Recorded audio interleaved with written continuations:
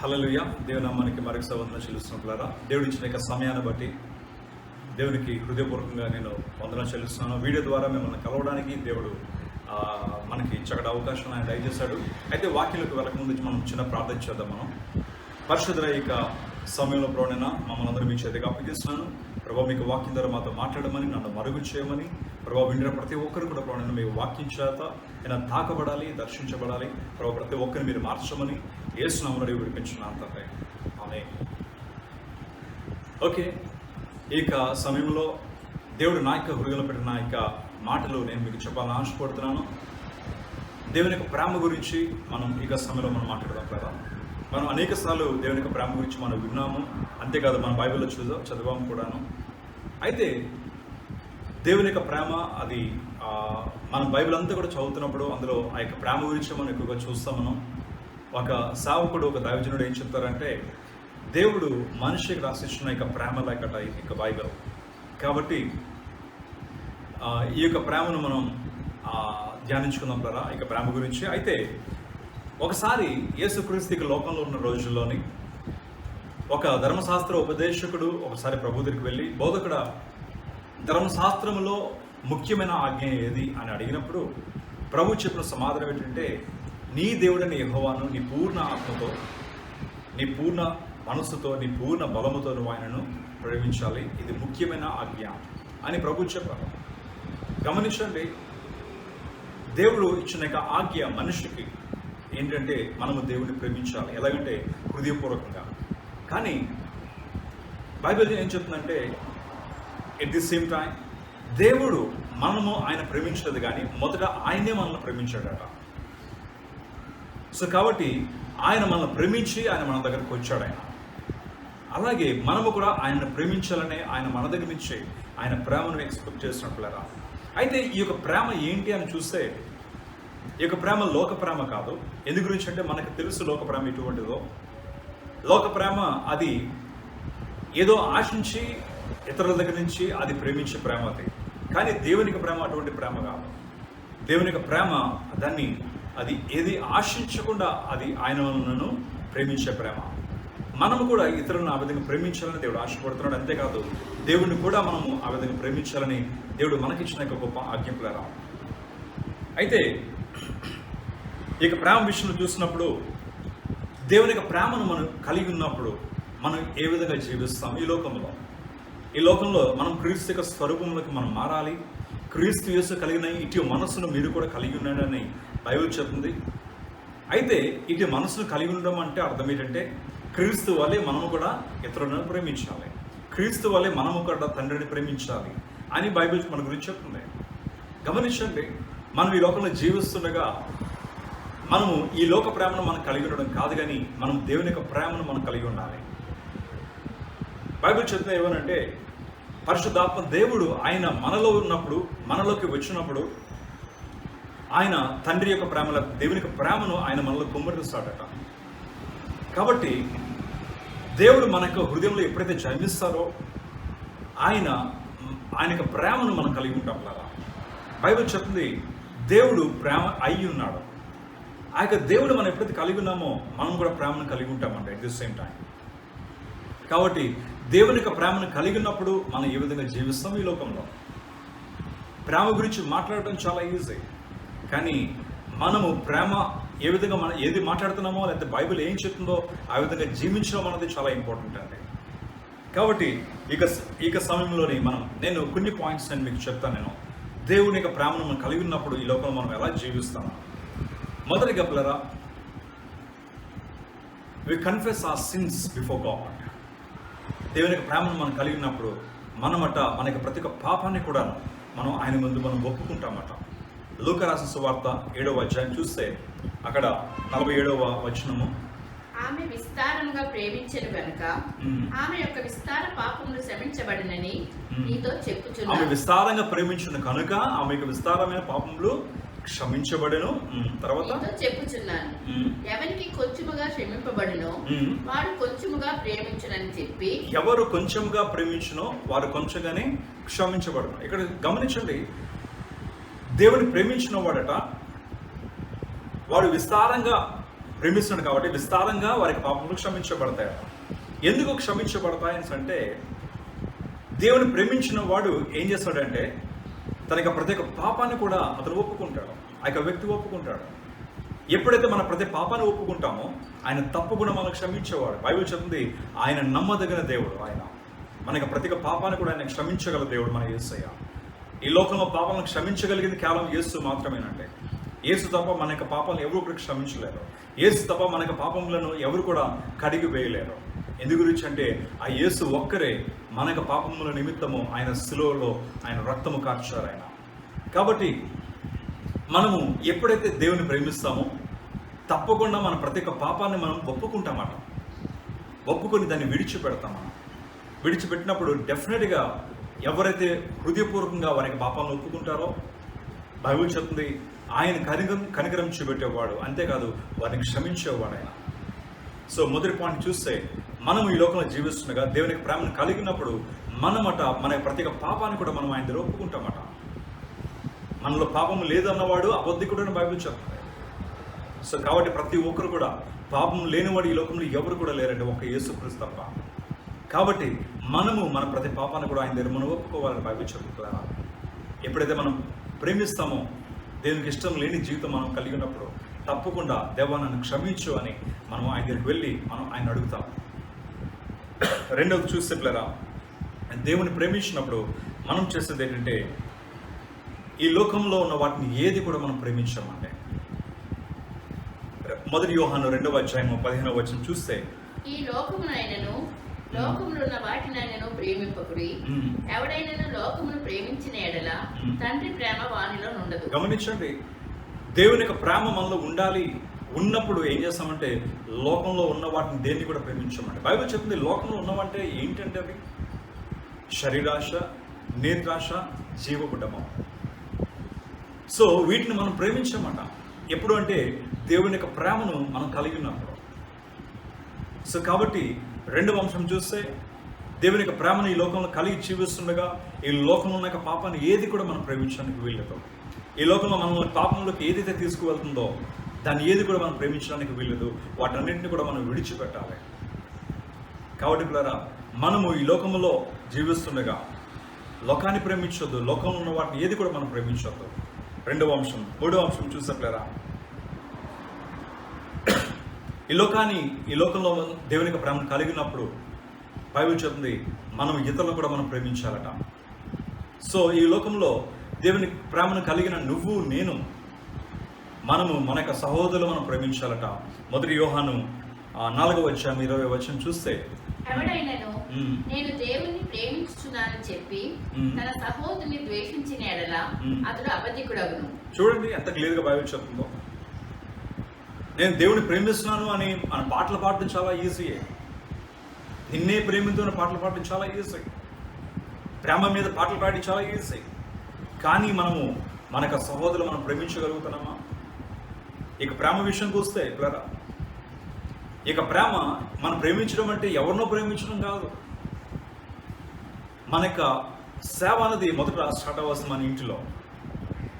మనం ప్రేమించాల్సిన మొదట మన యొక్క ఇంటి వారిని, మన యొక్క కుటుంబస్తులు మనం ప్రేమించగలగాలి. అంతేకాదు మన సంఘస్థులను మనం ప్రేమించగలగాలి. మనకు ఇరుగు పొరుగు వారిని మనం ప్రేమించగలగాలి. ప్రతి ఒక్కరు కూడా మనం ప్రేమించగలగాలి. అంతేకాదు పిల్లరా,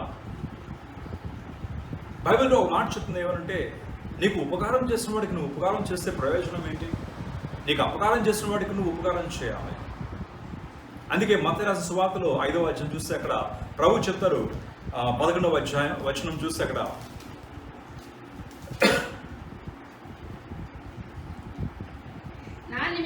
నా నిమిత్తము జనులు మిమ్ములను నిందించి హింసించి మీ మీద అబద్ధముగా చెడమాటలు పలికినప్పుడల్లా కూడా మీరు ఏం చేయాలట? సంతోషించి ఆనందించండి. హల్లెలూయా, ఆమేన్. గమనించండి, దేవుడు చెప్పిన మాట ఏంటంటే మనము ప్రేమించాల్సింది మనకు సహాయం చేసిన వారిని మాత్రమే కాదండి, మనల్ని నిందించిన వారిని, మనల్ని హింసించిన వారిని, మనల్ని మోసం చేసేవారిని, మనల్ని అవమానం చేసిన వారిని కూడా మనం ప్రేమించాలట. ఇటువంటి ప్రేమ మనం కలిగి ఉండాలి. ఇది దేవుడు చెప్పిన ప్రేమ. ఈ లోకంలో క్రైస్తవులుగా జీవిస్తున్నది ఏంటంటే ఈ లోకంలో క్రైస్తవులుగా మనం జీవిస్తున్నప్పుడు మనము మనకు శత్రువులను సైతం కూడా మనం ప్రేమించాలట. మనం బాధ పెట్టిన వాటి సైతం కూడా మనం ప్రేమించాలట. మనం ఆ విధంగా ప్రేమిస్తున్నామా? ఒకవేళ ఆ విధంగా ప్రేమించకపోతే నీలో నాలో దేవునికి ప్రేమ లేదంటే. అందుకే మొదటి యోహాను చూస్తాం కదా, నీకు సహోదరుని ప్రేమించకపోతే నువ్వు దేవుణ్ణి ప్రేమించలేరు. కాబట్టి పిల్లరా, మూడవ అంశం చూస్తే, ఈ లోకంలో జీవిస్తుండగా దేవుని ప్రేమను కలిగిన మనము చేయాల్సింది మనకు ఇరుగు పొరుగు వారిని కానీ, లేకపోతే మన బాధ పెట్టిన వారిని కానీ, మనకు నిందించిన వారిని, మనల్ని హింసించిన వారిని, అవమానం చేసిన వారిని కూడా మనము ప్రేమించాలని బైబిల్ చెప్తుంది. సో తర్వాత 4 చూస్తే, ఈ లోకంలో దేవునికి ప్రేమను కలిగిన మనము ఆయన యొక్క వాక్యానికి లోబడతామట, ఆయన ఆజ్ఞలకు లోబడతామట. మొదటి యోహాను 5వ అధ్యాయం 3వ వచనం చూద్దాం. మనం ఆయన ఆజ్ఞలను కైగొనుటే దేవుని ప్రేమించుట. హల్లెలూయా. ఈ లోకంలో మనం ప్రేమిస్తున్నామని అంటూను ఆయన వాక్యానుసారంగా జీవించకపోతే దాని అర్థం ఏంటంటే మనం ప్రేమిస్తున్నామా? ప్రేమించట్లేదు. దేవుని యొక్క వాక్యం చెప్పడం చాలా ఈజీ, కానీ వాక్య ప్రకారం జీవించడం అనేది చాలా ఇంపార్టెంట్ అండి. అటువంటి వారే నిత్య జీవములకు వెళ్తారు. మనము ఈ లోకంలో జీవిస్తుండగా ఆయన ఆజ్ఞల ప్రకారం మనం జీవించాలి. ఎప్పటికప్పుడు మన జీవితాన్ని దేవుని యొక్క వాక్యం అనే అర్థంలో మనము సరి చేసుకోవాలి.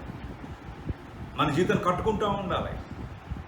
ఎవరి గురించి మనం ఆలోచించడం కాదు. బైబిల్ చెప్తుంది, నీ యొక్క కంటిలో ఉన్న దూరాన్ని తీసుకోకుండా పక్కవాని యొక్క కంటిలో ఉన్న నలుసును తీసుకోవడం అన్నది అది ఫూలిష్నెస్. అది మొదట మనం సరిచేయబడాలి. మనం మొదట మన గురించి మనము మార్చబడాలి. చాలామంది ఇతరుల గురించి ఆలోచిస్తారు, వాళ్ళు ఎలా జీవిస్తున్నారో వాళ్ళు అలా జీవిస్తున్నారని. కానీ నిజమైన క్రైస్తవుడు ఇతరుల గురించి ఆలోచించడం కన్నా ముందుగా తన గురించి ఆలోచిస్తాడు. తను మారాడా లేదని ఆలోచిస్తాడు. తను క్రీస్తు వల్ల జీవిస్తున్నాడా లేదా, ఇంకొకరు తను మార్చబడాలి, తనలో ఉన్న లోపాలను సరి చేసుకుంటాడు నిజమైన క్రైస్తవుడు. యేసుని ప్రేమించేవారైతే తప్పకుండా మనము ఆయన ఆజ్ఞల ప్రకారం మనం జీవిస్తామండి. అంతేకాదు ఆయన వాక్య ప్రకారం మనం జీవిస్తాం. కాబట్టి మనము దేవునికి ప్రేమను కలిగిన మనము ఆయన వాక్యాన్ని ప్రేమించాలి. ఆయన వాక్య ప్రేమించిన వాళ్ళే ఆయన వాక్య ప్రకారము జీవిస్తారు. తర్వాత చూస్తే, యేసు దేవుని ప్రేమించిన వారు, లేకపోతే దేవుని యొక్క ప్రేమను కలిగిన వారు దేవుని వెంబడిస్తారండి. హల్లెలూయా. ఈ యొక్క లోకంలో యేసుక్రీస్తు ఉన్న రోజుల్లోని ఒకసారి ఒక అధికారి ప్రభు దగ్గరికి వచ్చారు. వచ్చినప్పుడు ఆయన అడిగిన మాట ఏంటంటే, బోధకుడా, నిత్య జీవాన్ని పొందుకోవాలని నేను చేయాలి అని అడిగినప్పుడు ప్రభు ఇచ్చిన సమాధానం ఏంటంటే, నువ్వు ఆజ్ఞలన్నింటినీ కూడా నువ్వు పాటించాను అన్నప్పుడు, ఆ ఆజ్ఞలు నేను చిన్నప్పటి నుంచి నేను వాటిని పాటిస్తాను అన్నప్పుడు ప్రభు చెప్పారు ఏమనంటే, ఆయనను నీలో ఒక కొదువ ఉంది. ఏంటి ఆ కొదువ? అతను మిగులు ఆస్తి గలవాడు కాబట్టి అతను తన యొక్క ఆస్తిని, ధనాన్ని ప్రేమించేవాడట. దేవుని కన్నా ఎక్కువగా తన ధనాన్ని ప్రేమించేవాడు. ఈ యొక్క విషయం అతనికి అర్థం కాలేదు. అతను ధర్మశాస్త్రాన్ని చిన్నప్పటి నుంచి పాటిస్తున్నవాడు అయినప్పటికీ కూడాను ఆయనలో ఒక కొదువు ఉందట. మనం అనుకుంటాం మనం చాలా నీతివంతులు అని అనుకుంటాం, మనం చాలా మంచి వాళ్ళని అనుకుంటాం. కానీ దేవుని దగ్గరకు వచ్చినప్పుడే మనలో ఉన్న యొక్క బలహీనతలు బయటకు వస్తాయండి. బైబిల్లో ఒక మాట ఉంటుంది ఏమంటే, మనకు రహస్య పాపములట ఆయన ముఖ వెలుగులో బట్ట బయలవుతుంటాయట. కాబట్టి మనం ఆయన దగ్గరికి రావాలి. ఆయన దగ్గరికి వచ్చినప్పుడు మాత్రమే నాలో అర్థమవుతుంది నాలో ఇంకా ఇన్ని లోపాలు ఉన్నాయని. కాబట్టి పిల్లరా, ఈ యొక్క వ్యక్తి ఆయన దగ్గరికి వచ్చినప్పుడు, ప్రభు దగ్గరికి వచ్చినప్పుడు ప్రభు చెప్పారు, నీలో ఇంకా ఒక లోపం ఉంది అని ఏం చెప్పారంటే, నీ ఆస్తి అంతా కూడా అమ్మేసి నువ్వు పేదలకు ఇచ్చి నన్ను వెంబడించను అన్నప్పుడు అతను మిగులు ఆస్తి గలవాడు కాబట్టి అతను చాలా వేదనగా, చాలా బాధగా అతను మరలా తిరిగి వెనకకు వెళ్ళిపోయాడట. నువ్వు ధనాన్ని ప్రేమిస్తున్నావా లేకపోతే యేసుని ప్రేమిస్తున్నావా? నువ్వు యేసుని ప్రేమించిన వాడవైతే నీ యొక్క ధనాన్ని కానీ లేకపోతే ఈ లోకంలో ఉన్న వాటన్నింటినీ కూడా నువ్వు విడిచిపెడతావు. యేసు ప్రేమ నీలోని నాలో ఉన్నప్పుడు ఈ లోకంలో ఉన్న వాటిని వేటిని కూడా మనం ప్రేమించామట. మనం దేవుని మాత్రం ప్రేమిస్తామంటే. అందుకనే మోషే గురించి కూడా బైబిల్ రాయబడి ఉంది. దేవుని ప్రేమించాడు కాబట్టి అతను ఈ ఐగుప్తు ధనము కన్నా ఎక్కువగా దేవుని ప్రజల గురించిన నింద గొప్ప వాక్యం అతను ఎంచుకొని ఆ యొక్క ఐగుప్తు ధనాన్ని విడిచిపెట్టాడండి. పౌలు గురించి కూడా చూసినప్పుడు పౌలు కూడా అంటాడు, నాకు కలిగిన సమస్తాన్ని కూడా నేను పెంటగా ఎంచుకుంటాను అని పౌలు చెప్తున్నాడు. నిజంగా యేసుక్రీస్తుని వెంబడించాలి అంటే మనం వీటన్నింటినీ కూడా విడిచిపెట్టాలి.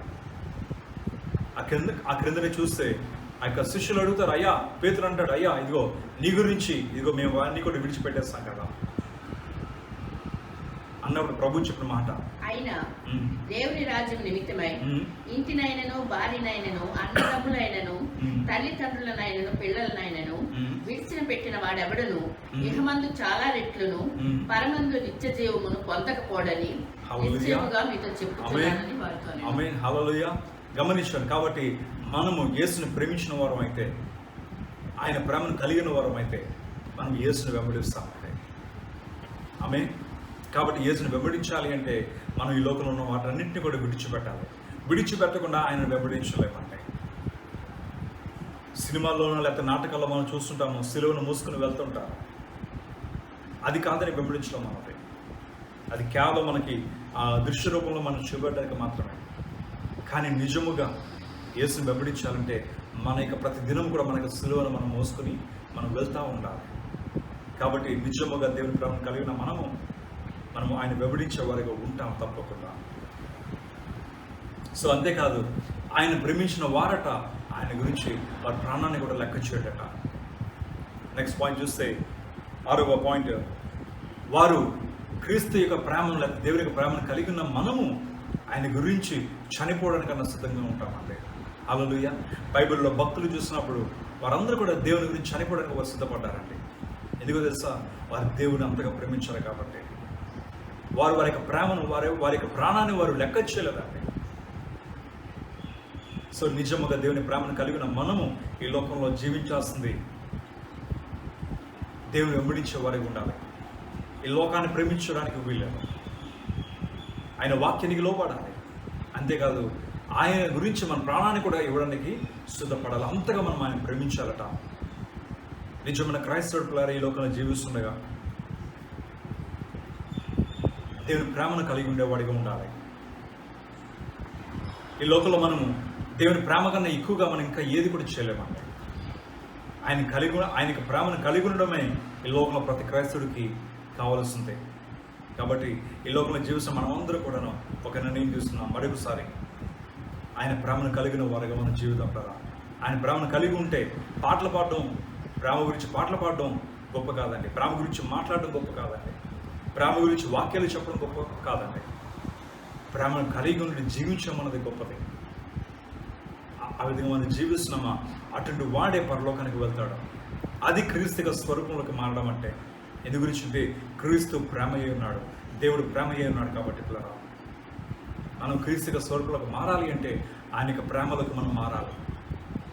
ఇక ఒక మాట చెప్పి నేను ముగిస్తాను. నువ్వు పరిపూర్ణతలోకి నువ్వు వెళ్ళాలి అంటే క్రీస్తునందు లేదా దేవుని యందు నువ్వు పరిపూర్ణమైన జీవితం జీవించాలి అంటే there is only one way for us. ఒకే ఒక మార్గము, అది దేవుని యొక్క ప్రేమను కలిగి ఉండడం అంటే. అంతే.